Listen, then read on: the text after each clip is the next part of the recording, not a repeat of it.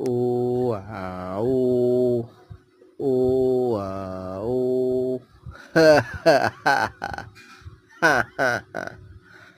បាទសួស្តីពុកម៉ែបងប្អូនខ្ញុំបាទកម្មកដោបាយបងប្អូនបាទមានបោះដុំសាច់ជ្រូកនិងលក់រាយនៅផ្សារដើមថ្កូវបងប្អូនចុះពីស្តុបផ្សារដើមថ្កូវ100ម៉ែត្រខាងស្ដាំដៃបាទមានលក់សាច់ជ្រូកខ្មែរតម្លៃសមរម្យបងប្អូនបាទបងប្អូនមានកម្មវិធីតូចធំអីអាចកំងបងមកខ្ញុំបាទផ្ទាល់បានបងប្អូនសេវាល្អសាច់ជ្រូកស្រស់ស្អាតហាហាហាហានឹងបើមានចំណាប់អារម្មណ៍សូមតាក់ទងមកខ្ញុំបាទតាមរយៈទូរស័ព្ទ092 38 56 16បងប្អូន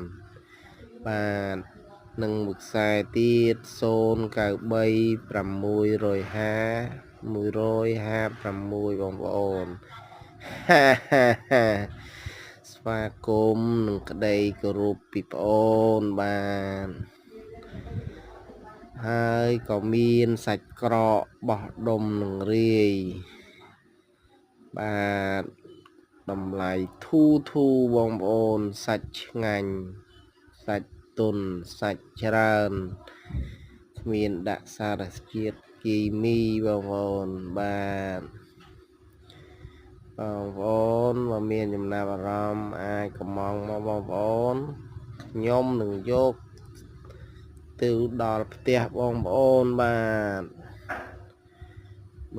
ទហាហាហាអូអូ